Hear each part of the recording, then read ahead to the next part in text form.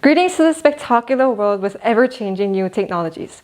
Having a business meeting, enjoying a musical performance in virtual reality, aiding a country in need of support, all of these are possible with digital technologies.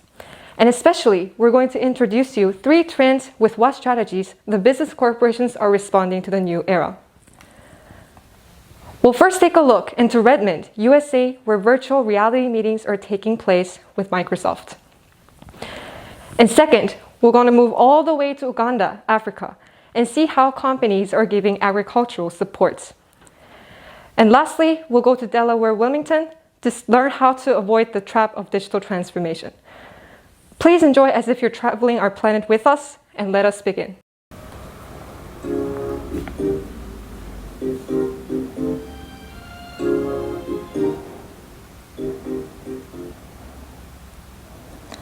Hello, ladies and gentlemen.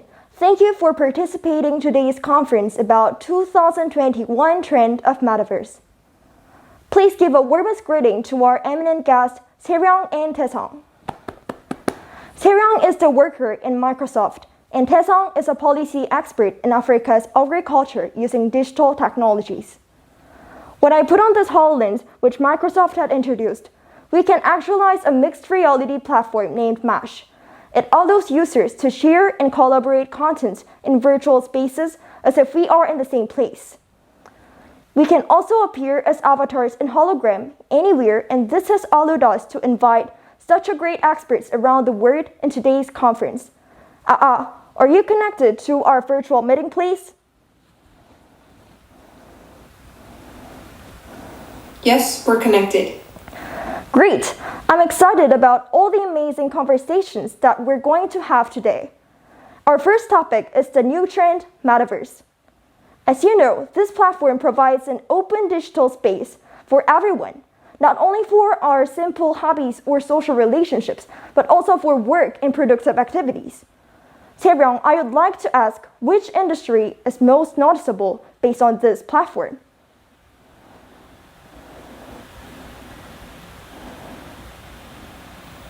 I think performance by BTS and famous singers at Fortnite, which has 350 million users worldwide, have led MZ generations to the world of Metaverse. Previously, they were isolated from making profit, but Metaverse changed our economy. I agree with you. It is really surprising that Metaverse has actually expanded the economic market by allowing teenagers to make economic profits. They can create games in Roblox and build landmarks in Geppetto. That's a good point. Furthermore, President Biden contacted voters online on the political campaign through a metaverse-based platform called Animal Crossing when I was working as a policy expert in the US. In this way, politicians can broaden the range of marketing targets, especially effective in gathering younger voters. Therefore, they earn a lot more economic benefits than following outdated ways they used to do. Now, due to Metaverse, an open corporate culture trend has formed, and anyone can produce and consume contents anywhere without any limitations.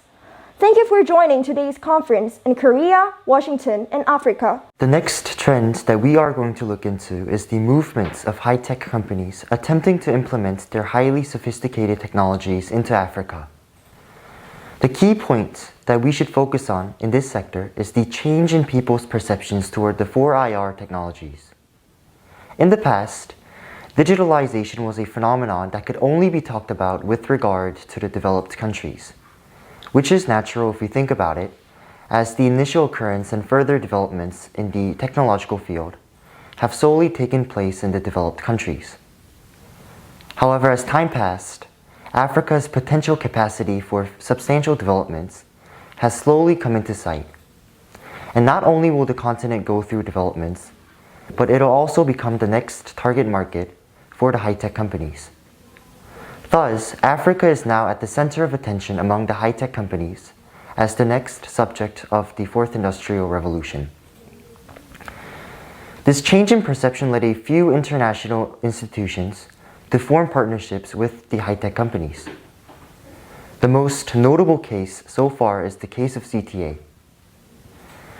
So CTA was convinced of the possibility of using satellite-based data and AI in the agricultural field of Uganda and the profit that could be gained by doing so. They decided to convey these technologies to farmers in Uganda in order to upgrade their production level and revenues. Thanks to the technologies provided by these companies, Uganda farmers receive weekly alerts on precipitation and temperature changes based on big data from satellite. The farmers also receive information on when to sell at remunerative prices and connection to the best price buyers. And last but not least, the farmers also get advice from AI in terms of decision making in farming. Overall, the initiative resulted in increase in yields up to 400%. Now, some of you might ask us the question, how is implementing these technologies different from the initial digital transformation? Because superficially, it seems like the mere action of increasing the users. The answer to that question comes back to the idea about the change in perception, which I talked about at the very start of my speech. The reason why we consider this a new trend is because people in developed countries are actually thinking hard and applying these technologies in new various fields and specific industries where they can realistically be effective, gain more profit, and give aid to those in need. Finally, it's our last trend, watch out for the trap. What do you first think of when you hear the word digital trap? Apparently, it won't be that kind of trap we usually know. Then why do so many famous businessmen in the 21st century insist on being careful of the dangers these digital traps bring? And more essentially, why do these digital traps exist at the first end? The answer lies on the nature of the people who are competing with others. In a business world where constant competition occurs, companies are prone to being swept away by their competitors' technical success. And snap! This is the point where digital traps work. They distract each corporation's further innovation, hindering them from pursuing what's better. But remember, here's the thing. What's really important, in fact, is not a technology. Rather, technology is just the means to transition. That is to say, in the combinations of the two words, digital and transformation, corporations must contemplate on how to generate a real transformation. We mean an innovative change. In order to achieve this goal, insight and creativity are necessary skills. It is important not only to check out the superficial predators that are right in front of you, but also to see through who you really need to overcome is. The targets can be yourselves or even the company in a completely different field that you've never expected to challenge with. Also, as an entrepreneur, you'll need a creativity to pioneer new paths instead of what others normally pursue. Let us give an example about Netflix. Netflix is one of the world's most famous media company, which provides online streaming services with diverse contents. In 2008, after experiencing a major service failure due to an error in its database, Netflix realized that its existing system found it difficult to handle the increasing amount of user data and traffic. Netflix decided to move their database to public cloud, which is a new digital technology. Yet, Netflix was different. While other companies were in rush to implement new technologies, Netflix took this opportunity to completely replace its management style to meet the new technology. Although it took 7 years to totally settle down, the insight and patience Netflix showed facing DT eventually became a watershed for them, which led them to a huge success. Today's focus is primarily how corporations respond to the wave of digital transformation.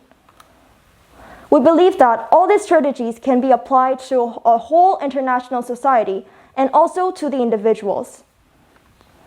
It's us. We are at the center of all the changes, and we determine our future.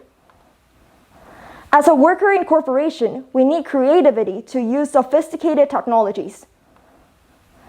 As a global citizen, we have to view an underdeveloped country as a partner in applying digital technologies, not giving a one-sided assistance. As CEO, we have to take digital trap in mind. In conclusion, as an entrepreneur, as a global citizen, as an individual, we have to find the way to prepare and adapt to the new trend to catch the rapid waves of digital transformation. Thank you.